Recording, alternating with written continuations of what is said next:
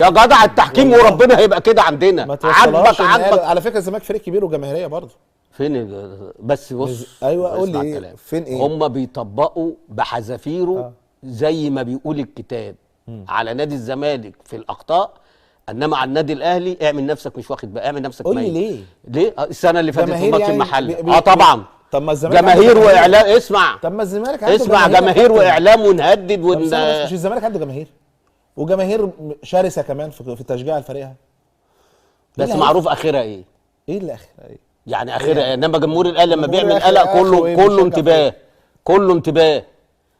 احنا مش بص، احنا عايزين الرياضه تختلف يا فاروق، عايزين في كوره، عايزين يبقى في بص، عايزين مثلا المحله، الاتحاد، سموحه، الفرق دي هي اللي تنافس في الدوري. انت بقالك كام سنه ما فيش الا الاهلي والزمالك واهلي رقم واحد. ده انت السنه اللي فاتت واللي قبلها لما الاهلي خسر الدوري، اول دوري بموسيماني وتاني دوري 3/4 موسيماني وسواريز ده، الدنيا قامت ما قعدتش. ومعاك يا اهلي ولازم نشوف الدنيا فيها ايه ايه يا عم فاروق؟ فنيا يا كابتن الاهلي انت قلت لي يقعد 3 ايام بيراميدز مش كان شايف. بص يبقى ما مش فنيا، مش فنيا انا بكلمك فنيا. لا قول لي فنيا هل بيراميدز يكسب الاهلي؟ في حالتين مفيش جماهير. ايوه انا بقول لك اهو. بكلمك لعيبه انا ماليش دعوه. لا لعيبه بقول لك لو 3 ايام طالما في جمهور، طالما في كوره بقى لعيبه. ما انت لعيبه انت ما وصلتش للجول. ده بالعكس، ده بيراميدز كان اخطر منك. ده محمد الشناوي مطلع واحده لو دخلت انت خرجت بره البطوله. طيب صح؟ ما هو امكانيات انت ضيعت ايه؟ مفيش الا هي سكه. ما انا جايب لعيبه جامده يعني، ما انا عندي لعيبه جامده. الاهلي عنده لعيبه جامده بس انت ما ضيعتش. ما الشناوي اهو بيطلع، كهربا موجود بيروح، ده كهربا ضيع انفراد. ما تتكلمش ليه على انفراد كهربا مثلا؟ ده امتى؟ بعد ايه؟ انفرادين. استنى بس، بعد ايه؟